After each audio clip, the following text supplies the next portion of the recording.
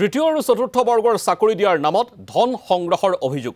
গোৱালপাৰা মহাবিদ্যালয়ৰ ইংৰাজী বিভাগৰ অধ্যাপক মজবুল হক চৌধুৰীৰ বিৰুদ্ধে গুৰুতৰ অভিযোগ সামাজিক মাধ্যমত ভাইৰেল ধন সংগ্ৰহৰ ভিডিঅ' চাকৰিৰ নামত জিলাখনৰ বহু সংখ্যক প্ৰাৰ্থীৰ পৰা লাখ লাখ টকা সংগ্ৰহ অধ্যাপক গৰাকীৰ জ্যেষ্ঠ কংগ্ৰেছী নেতা তথা এপিচিচিৰ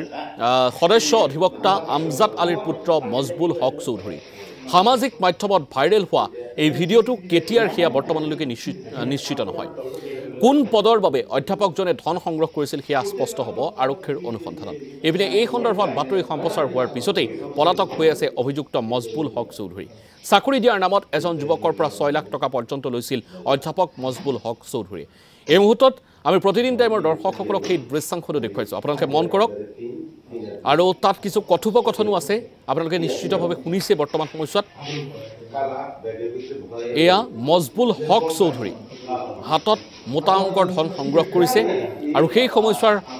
সকলো কথোপকথন সকলো দৃশ্যাংশ বন্দী হৈছে গোপন কেমেৰা আৰু এই ধন আচলতে প্ৰকৃততে কিহৰ বাবে সংগ্ৰহ কৰিছিল সেয়া বৰ্তমানলৈকে স্পষ্ট নহয় চৰ্চা চলিছে শেহতীয়াভাৱে অনুষ্ঠিত হৈ যোৱা এডিআৰইৰ বাবে এই ধন সংগ্ৰহ কৰিছে কিন্তু সেয়া স্পষ্ট হ'ব পৰৱৰ্তী সময়ত আৰক্ষীৰ নিখুঁত তদন্তৰ প্ৰতিবেদনৰ পিছত আৰক্ষীৰ সূত্ৰই এই সমগ্ৰ বিষয়টো বৰ্তমান সময়ছোৱাত নিৰীক্ষণ কৰিছে কিন্তু বৰ্তমান সময়ছোৱাত এই বিষয়টো সংবাদ মাধ্যমত চৰ্চা হোৱাৰ পিছতেই দেখিবলৈ পোৱা গৈছে এই বিতৰ্কিত অধ্যাপকগৰাকীয়ে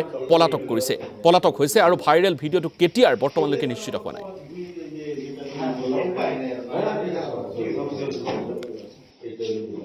কোনো তেনেকুৱা হি নাই তেওঁ যদি কাৰোবাৰ পৰা পইচা লৈছে কিবা কৰিছে তেতিয়া একশ্যন লোৱা হ'ব আইনগত